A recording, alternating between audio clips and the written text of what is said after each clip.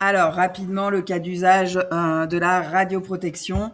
J'aurais pu prendre d'autres cas d'usage comme, la gestion des déchets, d'Asri, comme, la gestion des protocoles internes, que ce soit d'hospitalisation, de chirurgie, anesthésie, gestion de pharmacie et cetera. Autrement dit, comment, créer et valoriser de la donnée, pour qu'elle soit plus facilement retrouvable ou, diffusable au sein de notre équipe. Donc aujourd'hui, par exemple, dans nombreuses structures, on a des dossiers organisés dans un drive ou autre, mais souvent, voilà, les dossiers sont lourds à éplucher pour retrouver une information, ou alors même parfois, il n'y a pas de dossier, c'est dans la tête du responsable qui est obligé de perdre de nombreuses heures pour répéter l'information à notre équipe ou à des nouveaux arrivants. Et je vais vous montrer du coup dans le cadre de la radioprotection ici, mais comment deux outils que sont ChatGPT et NotebookLM, que vous avez dû voir en introduction dans les prérequis, peut nous simplifier aussi bien la création de documents pour valoriser notre donnée, mais aussi la diffusion au sein de notre équipe ou pour les équipes réduites, pouvoir tout simplement retrouver une information plus rapidement. Donc toujours avec notre méthode, ici donc le cas d'usage que j'ai choisi, c'est de faciliter la rédaction des documents pour créer de la valeur et la diffuser au sein de notre équipe ou la retrouver plus simplement. Donc la donnée, il faut bien comprendre que vu que là c'est un sujet précis, il va lui falloir toute notre documentation sur ce sujet. Donc, dans le cadre de la radioprotection, l'information sur le matériel, les contrôles, le prestataire externe éventuellement, les contrôles dosimétriques, les procédures internes, les équipements et j'en passe. On peut éventuellement connecter certains outils, notamment à ChatGPT pour créer les documents, donc aussi bien le OneDrive, le Google Drive si on a déjà de la documentation, où on peut les glisser tout simplement dans la conversation. C'est ce que j'ai fait dans l'exemple que je vais vous donner. Et ensuite, tous ces documents créés, on va les classer dans un notebook LM pour pouvoir les retrouver plus facilement et vous verrez discuter, voire même produire tout plein de documentation. Donc la mission, c'est aussi bien, ce que j'ai choisi là, c'est aussi bien d'analyser les documents que je vais lui donner à ChatGPT pour pouvoir m'aider à architecturer mon notebook LM. Donc vous verrez, la mission est relativement claire, de m'aider à créer la donnée nécessaire pour simplifier la diffusion de mes protocoles de radioprotection dans ma structure. Il va me conseiller sur les documents à créer, quels sont ceux à prioriser, et ensuite je les migrerai dans Notebook LM pour pouvoir les questionner, rédiger des documents en tout genre. Dans la base documentaire, du coup, alors là, je me suis pas créé un agent, j'ai directement discuté dans la conversation avec ChatGPT, mais donc je lui ai donné soit ma recherche approfondie comme j'ai l'habitude de faire, soit je peux lui donner mes documents internes s'ils existent, et ensuite pour les créer. La sortie qu'on attend, c'est les documents, en tout cas que j'ai demandé à ChatGPT, les documents complétés pour pouvoir les mettre dans mon notebook LM pour simplifier la restitution dans mon équipe. Les contraintes, je lui demande d'analyser la situation, de ne pas inventer, et donc notamment, si vous avez encore une fois vu le prérequis, Notebook LM est un très bon outil pour ça, puisqu'il n'utilise que vos sources pour pouvoir vous répondre, et donc il permet vraiment de contextualiser par rapport aux interactions qu'on peut avoir avec lui, uniquement sur vos sources, en limitant du coup les hallucinations possibles dans l'utilisation des LLM. Et l'objectif, c'est de restituer les protocoles, les procédures, etc. Bien évidemment, donc là, vous verrez que ce soit avec ChatGPT, toujours la même chose, relire, réaffiner, personnaliser avant avant diffusion ou avant création des documents. Et dans Notebook LM, ce n'est pas parce qu'il il lit que vos sources que il les interprète forcément correctement. Donc là aussi, testez, relisez avant la diffusion au sein de votre équipe. Donc, je vous propose d'aller voir comment je réalise tout plein de documents avec ChatGPT et ensuite comment je les centralise dans Notebook LM pour les retrouver plus simplement et les valoriser au sein de notre équipe. Du coup, dans cet exemple, vous commencez à comprendre comment je fonctionne. Je fais très souvent une recherche approfondie. Donc là, je l'ai mis dans le rôle d'un expert en réglementation en radioprotection des structures vétérinaires et je lui ai demandé de faire une recherche sur le cadre réglementaire de la gestion du personnel, donc de notre clinique et des clients pour les bonnes pratiques en radioprotection, notamment dans mon contexte d'itinérance, protocole de mise en place, tenue réglementaire des registres, formation, PCR externe, afin d'aider les cliniques à bien former leur personnel aux procédures internes à respecter. Bonne remarque de Samuel qui m'a dit que j'avais manqué de précision quant au cadre réglementaire européen pour éviter qu'il élargisse aux États-Unis, etc. Effectivement, très bonne remarque. Mon prompt a manqué de précision. Néanmoins, à vous de, lorsque vous lisez cette recherche approfondie, d'aller bien évidemment contrôler les sources qu'il vous donne pour s'appuyer sur ce qu'il vous dit. Donc là, bon, je pense qu'il me connaît par cœur et qu'il sait que on est en France et que je suis à cheval là-dessus. Du coup, une fois que j'ai ma recherche approfondie, comme d'habitude, j'entame la conversation avec ChatGPT. Donc là, alors voilà, une autre option, c'est de faire directement la recherche approfondie puis d'enchaîner. Donc là, je lui donne, autrement dit, la recherche approfondie. J'aurais pu lui donner mes documents aussi internes ou mes documents spécialisés. Et je le cadre. Toujours, on commence par le cadrage. Donc, je souhaite faire un notebook LM pour centraliser tous les documents de la clinique dans un endroit pour faciliter la diffusion et l'apprentissage dans l'équipe.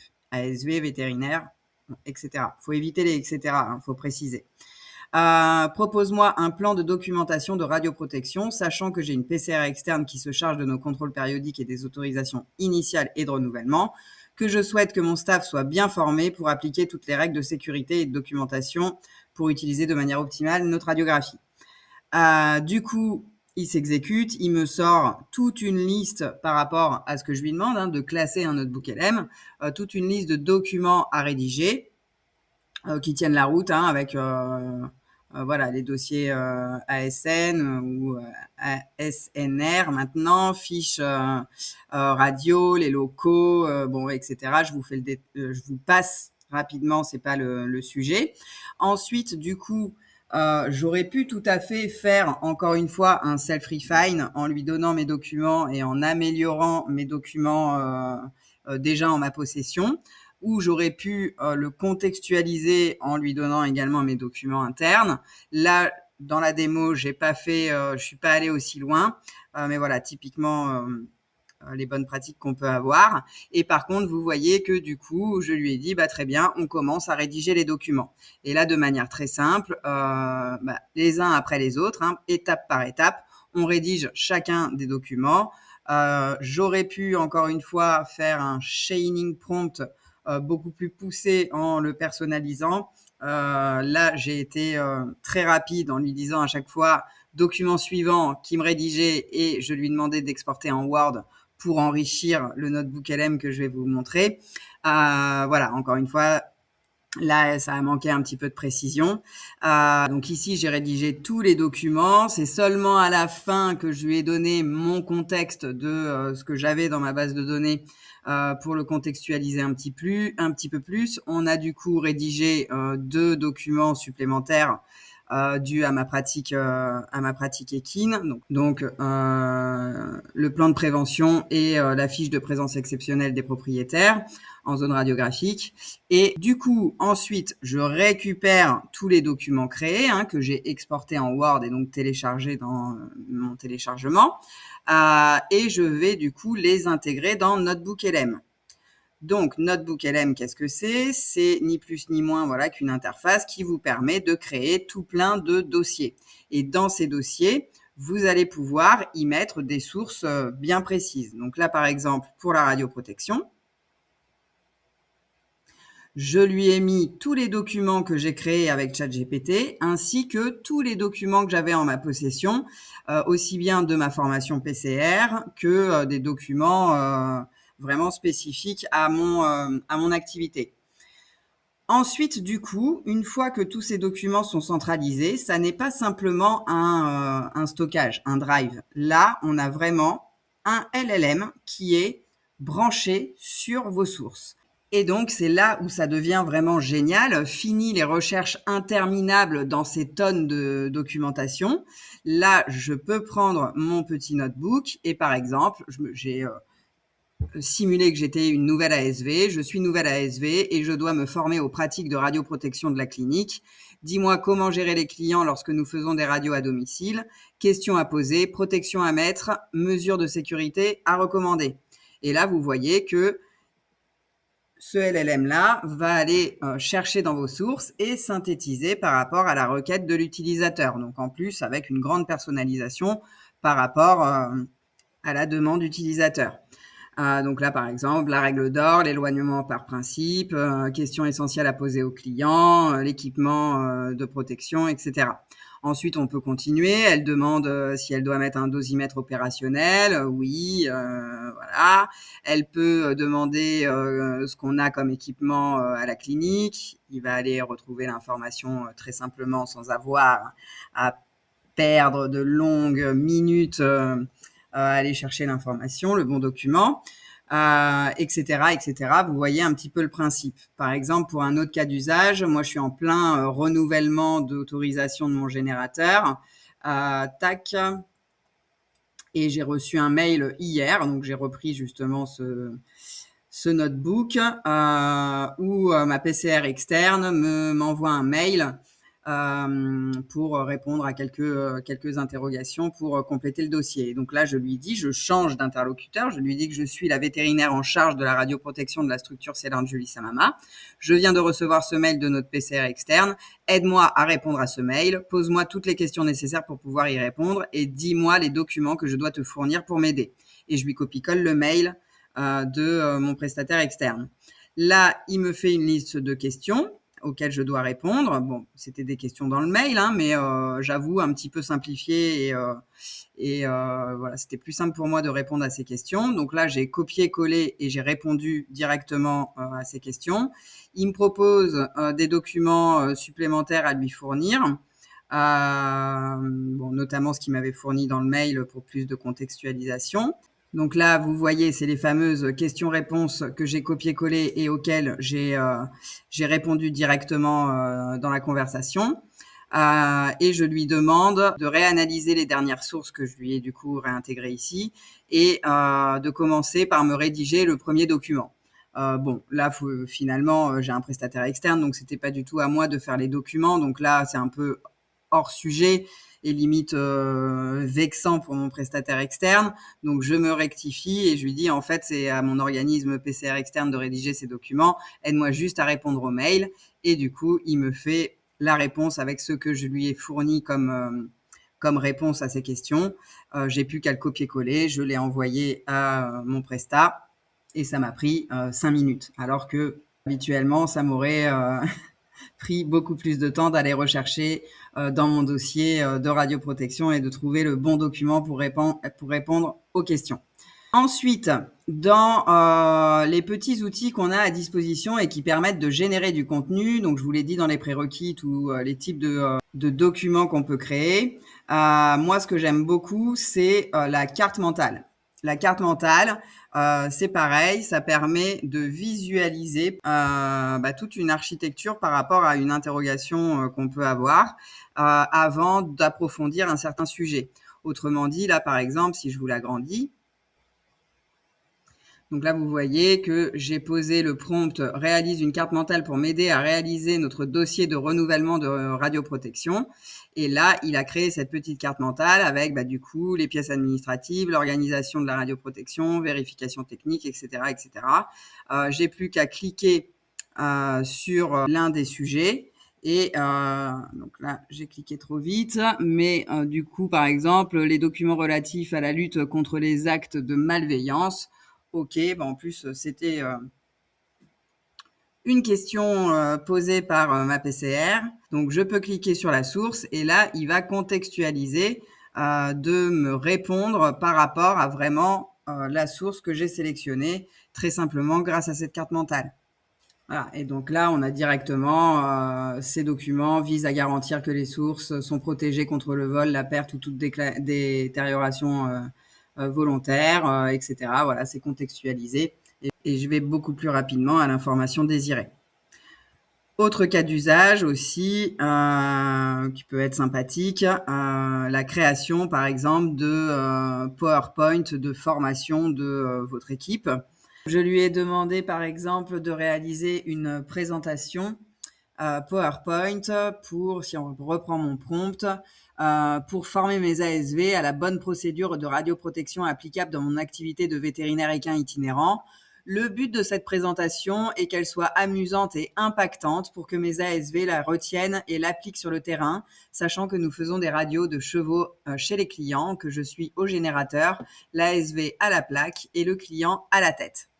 Et du coup, on aime ou on n'aime pas, mais il m'a fait une présentation selon ma requête, donc amusante et impactante. Guide de survie tactique, alarme à risque, super. Le terrain avec la clinique c'est l'idéal et la réalité aux côtés des chevaux. Identifier la menace, faisceau primaire, rayonnement diffusé. L'arsenal de l'ASV, assez rigolo. Ensuite, le tabou de la ligne de tir avec les EPI, le zonage, le rayon, une slide sur comment gérer les propriétaires, quand est-ce qu'ils ont le droit d'être là ou pas, une slide sur la communication à avoir avec les propriétaires et ensuite un récapitulatif du go ou no go avant le tir et le code d'honneur de l'ASV synthétisé. Voilà, donc ça peut être amusant pour votre équipe. Il y a d'autres utilisations possibles, par exemple des quiz de radioprotection. Donc là, j'ai montré un exemple où je me mets dans le cadre d'une ASV qui veut tester ses connaissances. Mais j'aurais pu aussi me mettre dans le vétérinaire responsable qui veut tester ses ASV avant de les emmener sur le terrain. Voilà, pourquoi pas. Et donc, on a un QCM où je peux répondre. Si j'ai faux, ça me le met bien. Je mets au pif, voilà. Hop. Je vais pas avoir de bonnes réponses. Et sinon, c'est ouvert et tout va bien. Voilà quelques petits cas d'usage. Vous pouvez aussi faire des podcasts, vous pouvez faire des résumés vidéo. Donc, la présentation, par exemple, que vous avez vue, elle peut être couplée d'un audio par-dessus. Il y a des outils assez sympas. Si on reste dans ce cadre-là et qu'on reprend un cas d'usage, par exemple le BSE qu'on a vu précédemment, donc là, j'ai fait un petit test où je lui ai mis du coup toute la documentation, donc aussi bien de la VEF que les documents que j'avais créés avec ChatGPT. Et alors oui, dans les prérequis, je vous ai dit que NotebookLM prenait de nombreuses sources, PDF, Word, images, vidéos, URL de liens Internet, texte copier-coller. Malheureusement, pas de fichier Excel. Et là, je viens de le découvrir. Pour intégrer mon fichier Excel, j'ai dû exporter chaque onglet en PDF et lui importer les PDF les uns après les autres. Soit. Et du coup, là, par exemple, je peux lui demander de faire une analyse des documents de ce cas-là. Donc, j'ai mis un seul BSE et de me dire les principales pathologies dominantes. C'est une autre utilisation que ChatGPT. Je peux lui demander de la même manière de me créer une petite présentation. pour mon propriétaire, par exemple. Donc là, dans le prompt, je lui ai demandé de me faire une présentation pour résumer sa structure et bien comprendre les points forts, les points faibles et le plan d'action. Et donc là, il me fait déjà la différence entre la visite sanitaire obligatoire et le BSE. Il reprend la structure, il reprend mon scoring et il lui précise ses points forts. Là, il se permet de faire un plan de l'infrastructure alors qu'il ne l'avait pas, donc ça c'est complètement inventé. À moi de la complémenter. On pourrait peut-être mettre une photo. Ensuite, il reprend tous les points de vigilance qu'on a détectés lors de ce BSE. Il lui fait un axe prioritaire, un plan d'action, en reprenant bien sûr le BSE que j'avais travaillé. Enfin voilà, vous avez une petite présentation qui est plus sexy que les présentations qu'on peut faire sur PowerPoint avec ChatGPT, Mistral ou autre. Je lui ai demandé éventuellement de me faire plutôt une infographie plutôt qu'un PowerPoint.